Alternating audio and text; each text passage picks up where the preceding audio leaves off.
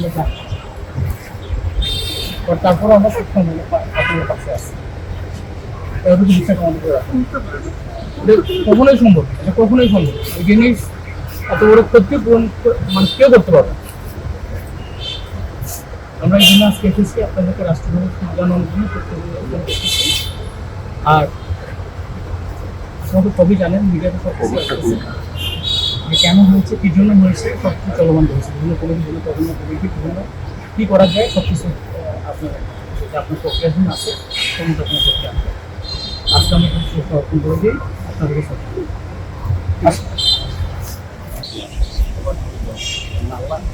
ওরা কিন্তু এমনি মাসুম, এমনি নিষ্পাপ। তাছাড়া আবার ওদের ভাগ্যে শাহাদাত নসিব হয়েছে। ওদের ভাগ্যের কাছে আল্লাহ আমাদেরকে ওদের সুপারিশ নসিব করে, এই দিল আমাদের কাম্য।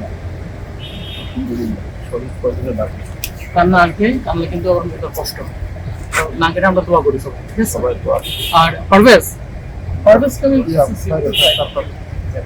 আচ্ছা এই সেলিম একটু বলেন যে ওনাকে নাম্বারটা দিয়ে দিতে, আমার ইমার্জেন্সি হোস্টেলের নাম্বারটা দিয়ে দিতে বলেন, ঠিক আছে? আপনারা যে কোনো প্রয়োজন আমাদেরকে জাস্ট ফোন দেবেন, ঠিক আছে? আমরা আপনাদের বিশাল সেল গঠন করা হচ্ছে, ফেসবুক হচ্ছে আপনারা জানেন।